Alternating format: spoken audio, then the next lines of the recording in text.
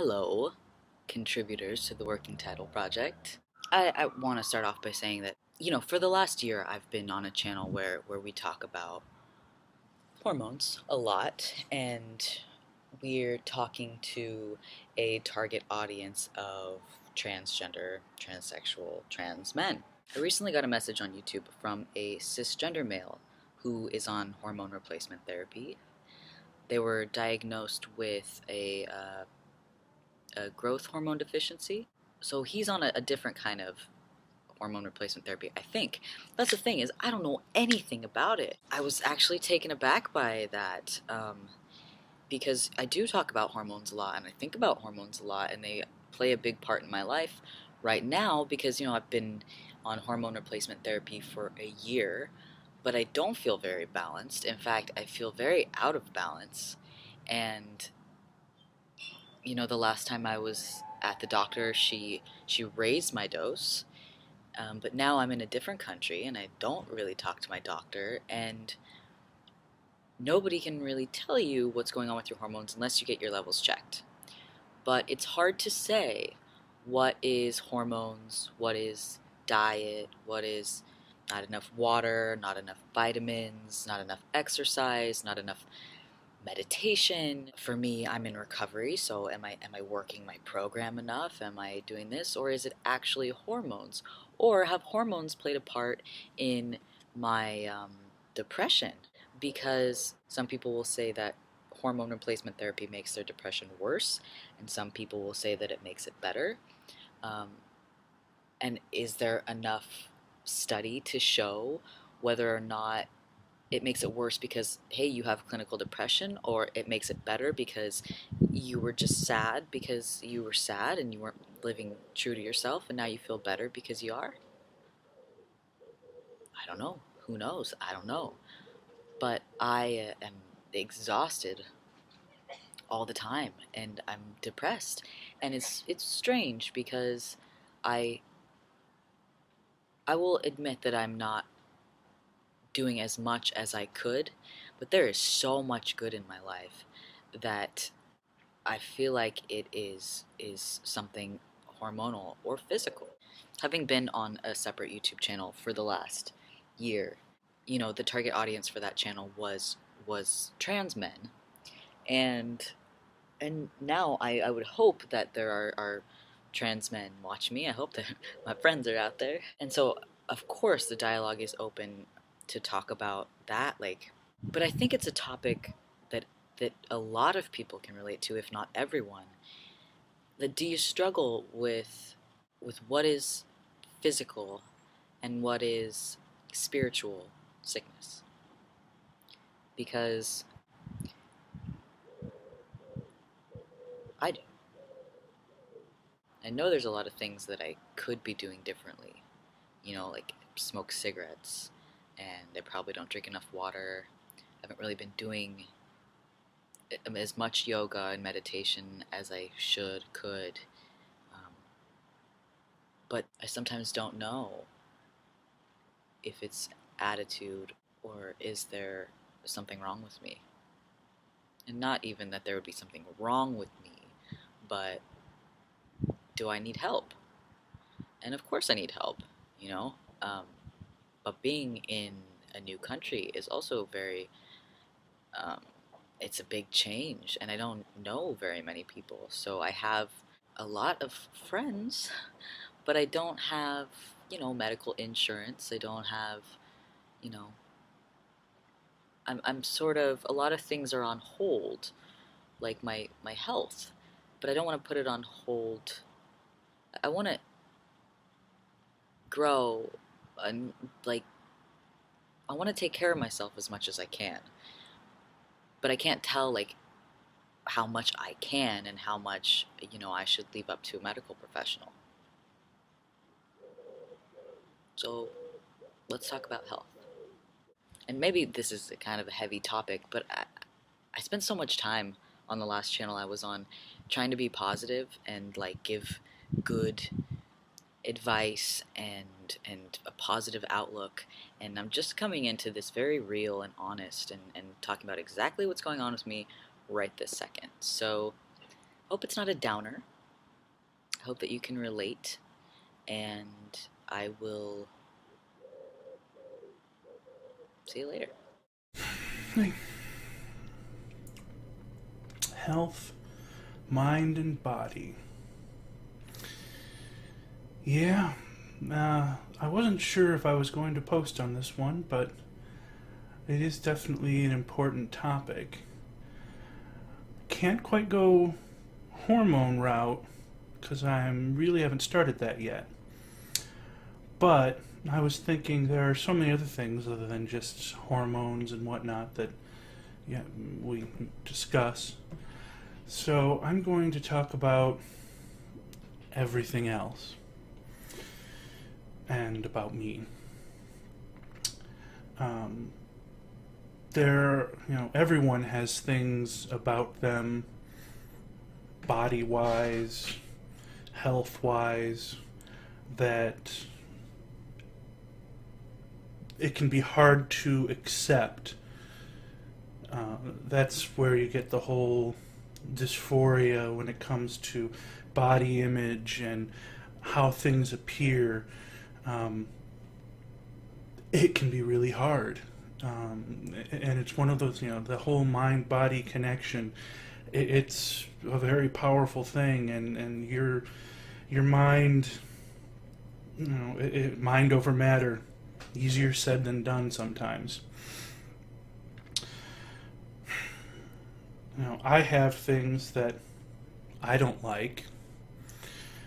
I have many different areas that trouble me with my flawed body, as it were.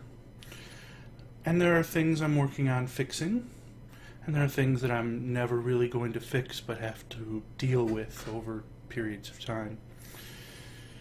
But I'd thought to kind of break it down, coming to a kind of plateau that I've gotten to in my life with good things moving forward as of late. We'd kind of go over briefly how some of these things have affected me. So,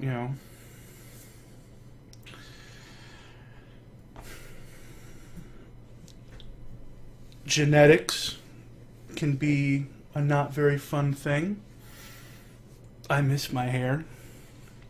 I used to have really long hair, like down to shoulders / upper middle back years ago. But there's nothing I can do about that really at this point. Thank God for these things. Then there's something, if you've ever looked at my personal channel, other things that I can't control much over. And I've only just gotten to the point where I can show this type of thing.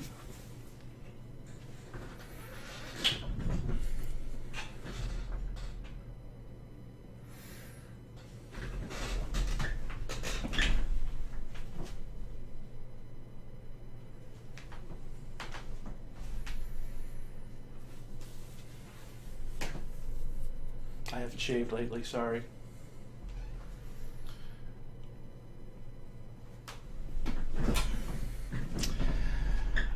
Again, genetics. They can be a bitch. Psoriasis sucks. It's one of those things that you have and you can never get rid of it. You can treat it. And treatment helps.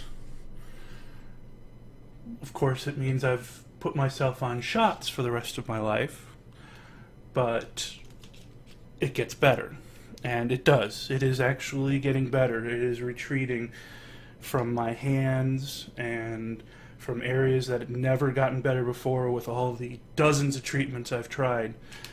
It's getting better. And that's the important part. It's the only thing that lets me able to do this is I'm doing something. You have to proactively do things to make them better. Nothing gets better on its own. It's something you have to work on. Sometimes for the rest of your life. sometimes you're lucky and it's something you can get over, like weight. As you know, I'm carrying a little extra. But going to a gym and working out in t-shirt and shorts just doesn't work for me because of this. Yet. And, of course,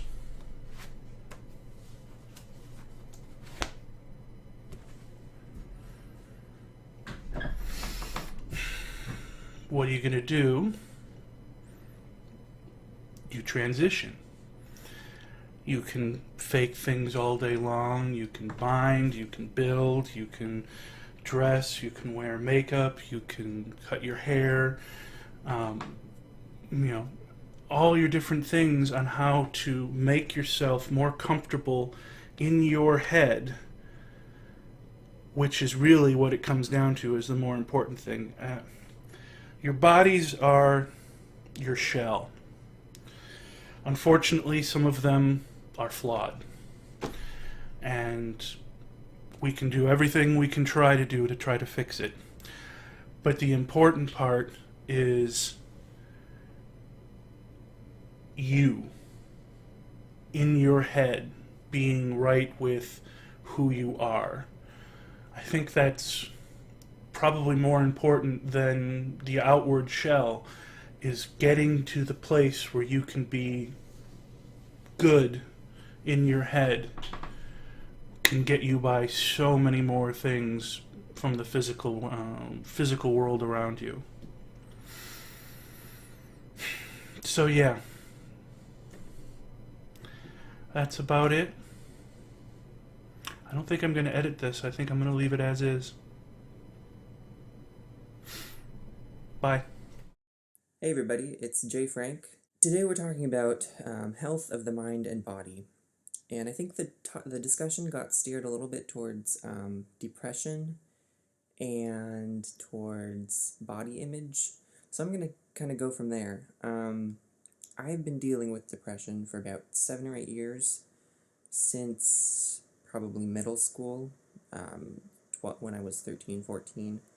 That was really right about when, that's what, of course, meant for everybody. Body image issues start to appear, and you start to have to deal with all of these weird hormonal things. And I don't identify as trans in the same way as someone who is transitioning would. I think that's a different discussion, personally, that I haven't really put a lot of thought into, but so I haven't dealt with all of the same hormonal things, but I have dealt with them in the context of depression and having imbalances. I've never been treated or anything, but yeah, so for about 7 or 8 years, I've been dealing with that, just sort of the ups and downs of depression. And I think it really started when I began to realize that I was more attracted to men than to women. I was raised in a Christian household, and I thought, no one had really ever talked about it, but I thought that if I acknowledged that I was, attracted to men, and that was, if I let that be part of my identity, I knew that there would be some form of rejection, and I was so afraid of that I just spent a lot of time suppressing my feelings, and that ended up contributing a lot to my depression. So I think that was one of the bigger factors. So being in a Christian household and having to sort of lie, every week when we went to church and say, I mean, it was never a topic that was brought to the forefront, but there was always this sort of tension in, like, this is how the world is, right? Everyone kind of silently agrees with this. Like, gay people are bad, people who are, homosexual people, bisexual people, trans people are bad. Those are bad feelings that you shouldn't have. Yeah, so that gave me a lot of anxiety and depression throughout high school and middle school, and really just up until a couple years ago. Um, so the way I coped with that was I played on the internet. I just sort of lost myself completely in like these fantasy worlds. I played World of Warcraft for about 6 years actually, and I stopped early this year because I realized that I wouldn't be able to have a healthy artistic career and have that sort of addiction in my life. Because for me, it very much was an addiction. I couldn't go for more than a few weeks without getting back into it, and I still have those urges. Like when things get really tough, I'm like, well, I can always sign up for World of Warcraft again.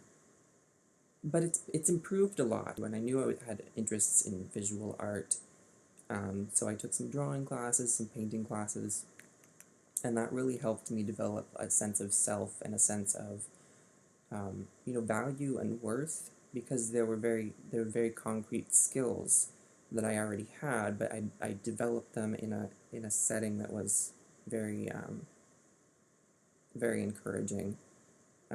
So that definitely helped sort of even things out. But I still get depressed. You know, it happens. I think when you're depressed, when you have depression for a really long time, it's hard to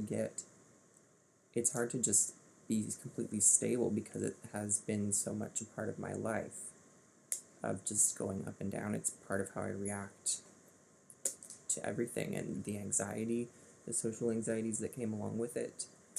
And I think Sylvia Plath described it the best in her book, The Bell Jar. It's like a bell jar, a glass container that you can set over something, but it's like it's descending over your head, and you can never really tell when it's going to happen. It's like it's hovering over your head all the time, and then there'll be a trigger or something, and it just shuts you down, and you can see out into the world, but you can't really interact with it, and nothing really gets in and gets through to you. So I read that book just to sort of remind myself of what it's like, and so that I can process my feelings a little bit better. So that's what I do instead of medication. I don't exercise as much as I should. I'm sure that would help too. But I think some really good things that I have learned to do, this is sort of like my how-to part of it, like how to get over depression for yourself, how to get out of it, out of a low. I like to do things that are clearly productive. Like you set a task for yourself, and sometimes it's really hard when you're depressed to want to do anything, because sometimes you just feel so low that you can't even imagine getting out of it. But sometimes I just push myself. So recently I started making bread. That's a really good concrete way to have that sort of feedback. Like you want to do something, and so you start working on it. You work towards it, and then when you have the result in front of you, like a hot, steamy loaf of bread. It's like there's a gratification there that I think helps. It helps me anyway, to see that I can do something.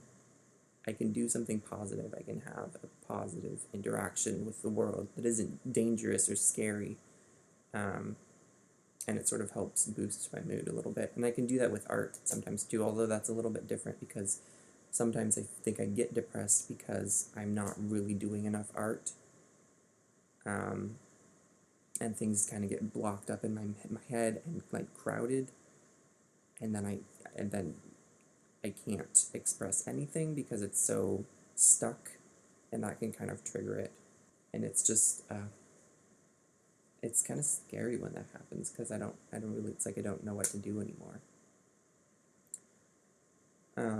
So I think going back to what Emery said, Emery's question was,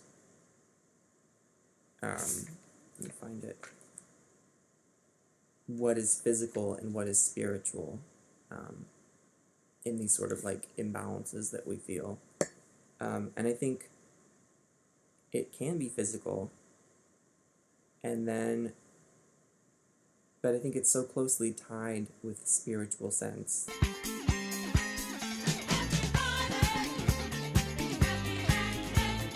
But also it must be spiritual as well, I think. I don't really know. I haven't really thought about that. But I think it's both, you know?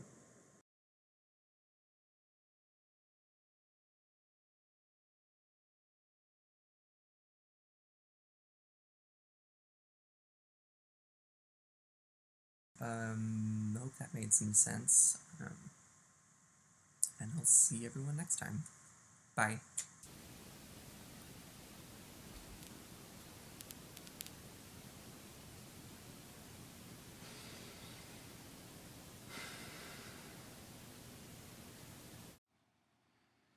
Hey Emery, Andy, and Jay Frank. I've watched all your videos on mind-body stuff.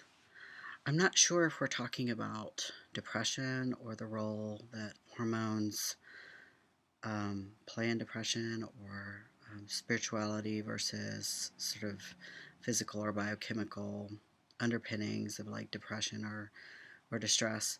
But I don't think it really matters. I think the point of these videos seems to be that we're all trying to learn from each other, and I think that's really cool. This is a topic that I've been really interested in. I'm trying to spend most of the summer working on getting myself physically and spiritually and financially on solid footing. I've been spending a couple of years traveling around the world and being a bit of a party boy. You know, I've had a lot of amazing experiences, but at some point you have to come home. You have to set down some roots.